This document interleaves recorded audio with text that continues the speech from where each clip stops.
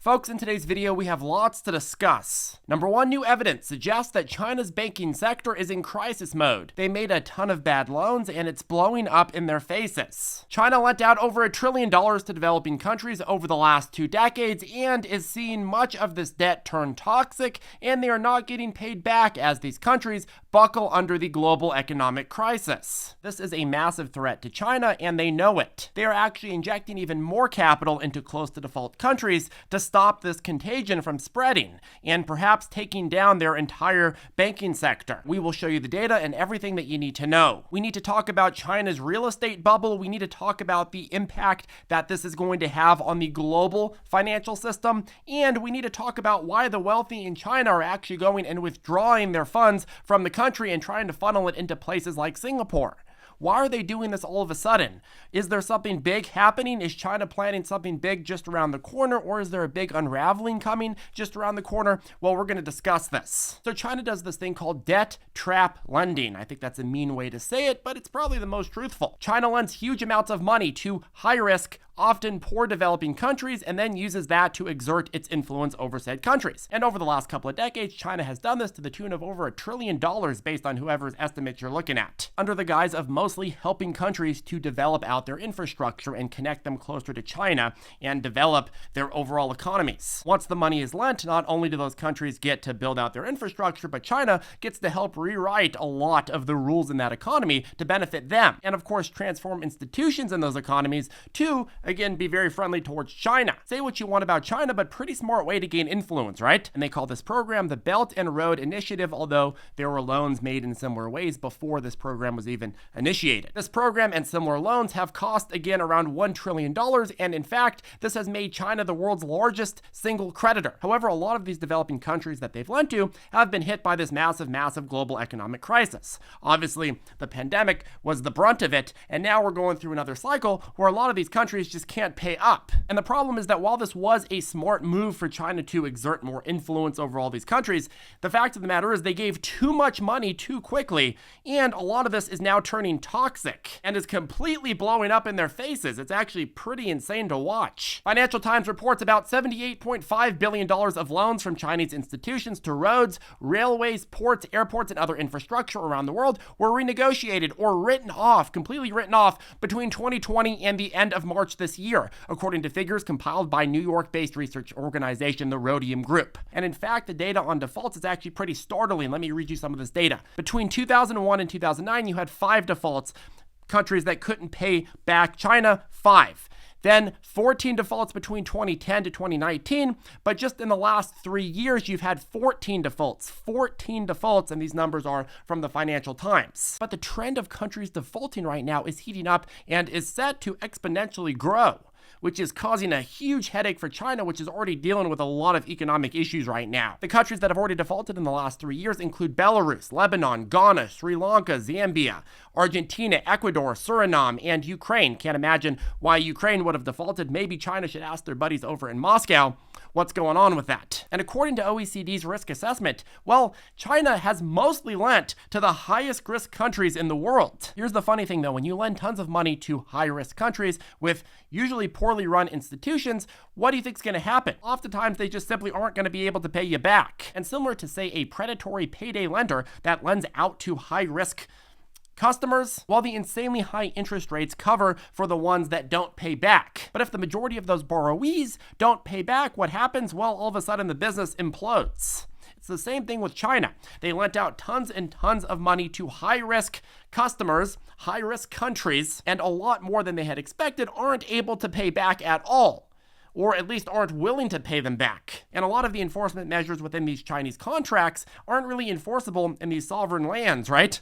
China could say, oh, well, this is against Chinese law not to pay us back using blank stipulation in our contract. And then the country's like, what? But we don't recognize that. Ha ha ha. So this is kind of blowing up in their faces, and they have to figure out how to continue to grow influence and push their agenda in these areas without losing all of this money and risking their own banks collapsing. And make no mistake, this is such a large sum of money that this could totally collapse large segments of the Chinese financial banking sector, to the point that China is now sending defaulting countries or near defaulting countries even more money. They're sending what's called rescue loans, which are essentially bailouts. According to the Financial Times, Beijing has extended an unprecedented volume of rescue loans to prevent sovereign defaults by big borrowers among about the 150 countries that have signed up for their program. So China went into this lending project thinking that these loans would help them increase their influence and power abroad, and it has, but they lent out too much money too quickly, and so now they're taking the L on many of these transactions, and it's not looking pretty. Chinese rescue lending is overwhelmingly directed at countries that already have high levels of debt to China.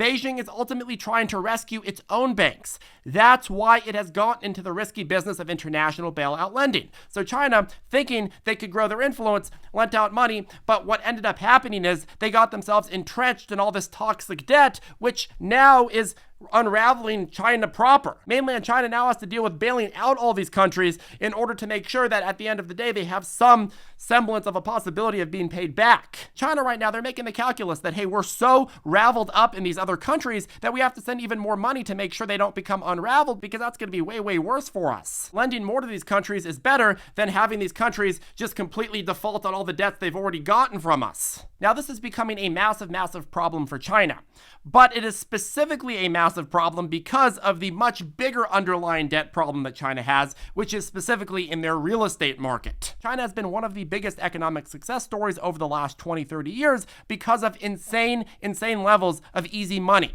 Insane levels of risk on debt that the state-controlled banks have been giving out to push their agendas and to build out their economy at a rate that few other countries have ever come close to. The problem, though, is that a lot of this high-risk debt, well, it wasn't given with any real thought behind it. It was just thrown at the economy to make it grow. And now a lot of developers and other borrowees can't pay it back. From Market Watch, the Chinese government has been engaged in a decade-long campaign to stave off a financial crisis triggered by excessive debt growth, an effort that has critically damaged its $10.7 trillion real estate debt market and set the stage for a political showdown between local and central governments as the country attempts to navigate sharply slowing economic growth and new geopolitical headwinds. So you have the situation where local governments right now in China, in this massive country of China that's controlled by a central authority, but you have lots of powerful little local governments that follow the central authority's directives, but manage their own communities. And they have so much debt right now that they can't even follow basic priority incentives and priority directives from the top people. A lot of these governments are at risk of not even being able to operate without bigger bailouts from Beijing. And in order to understand bigger picture why this is all such a big problem and why debt is just such a massive, massive issue for the global stage and not just China, you have to go and you have to Google the biggest banks by total assets. Number 1, number 2, number 3, number 4, number 14, and number 18 are all Chinese banks. And really, these are all just one mega bank, the bank of the CCP, or really the bank of Xi Jinping. And you add up the total assets and you're looking at a bank that's like 5x JP Morgan Chase, right? That is a lot. That is a lot of capital. And these banks here, they were directed by CCP lenders to lend tons and tons of money out to construction, to developers, in residential and commercial loans, to buyers, in foreign development aid to developing countries, so on and so forth.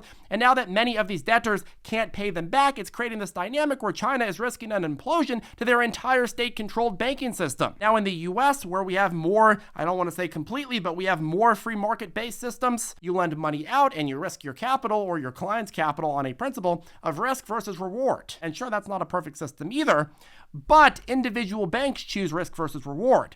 When you have a CCP that's basically controlling and directing the entire banking sector of a country, well, a lot of times CCP priorities, political priorities, aren't going to be in line with what makes the most business sense and what is going to create the longest term stability in the sector. Market Watch reports China's political class ignored the financial risks that accompanied such headlong growth because of the benefits of rising output and employment. So as we know here in the US as well, if you want to create insane growth in an economy, just borrow a ton of money, print a ton of money, and throw it everywhere. You're going to get growth. It's going to be fantastic. And that's very, very funsy until the bill comes due. A certain day comes when you've become over leveraged and you just can't handle it anymore and things start breaking. So this is a massive, massive problem for China, a country whose biggest wealth appreciation has been in that real estate market and was largely pumped by their easy money policies, and even more so pumped by the fact that the CCP has essentially created this dynamic where speculators expect them to just bail them out at any point in time. Sounds like it's the same thing we do here in the US, but they're to a whole other extreme extent, right?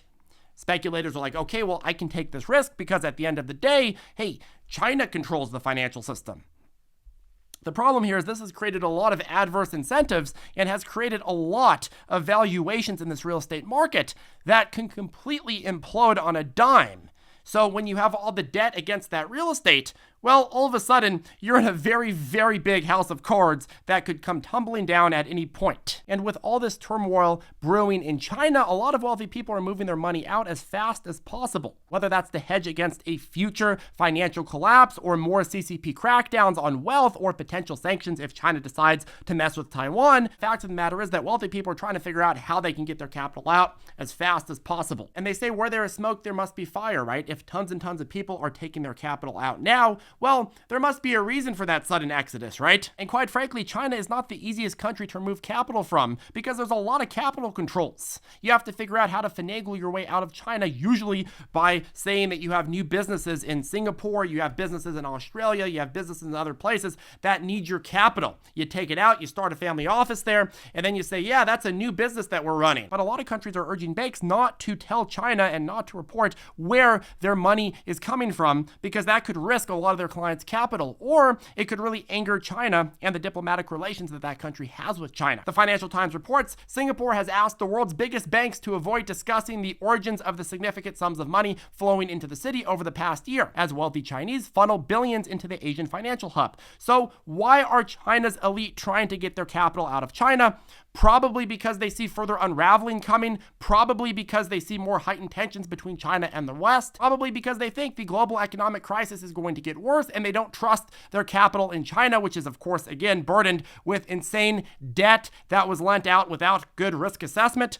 Or maybe it's because China's increased push towards the Marxist common prosperity guidelines are incredibly toxic to capital preservation. But in any case, right now what we are seeing is a China that is very, very burdened by insane levels of debt that was mostly given out unilaterally through CCP priorities. Something that could really blow up in their face at the same time that they're trying to exert more and more dominance on a global stage. We'll see what happens, but this is something that's going to be very, very fascinating to watch because how this plays out is going to dictate who the leaders are in this world in 10, 20, 30, 40 years from now. Are we going to get the so-called New World Order? Is it going to be a rebalancing act? We'll see what happens. Let us know your thoughts down below. Do you see these debt crises as big threats to China, or do you think that they'll use it to their advantage? How do you think the West should respond to China's encroachment on a lot of these developing countries and the excessive lending that they're doing to a lot of these countries with a lot of policies that are specifically in place to rewrite some of those rules to be favorable to China?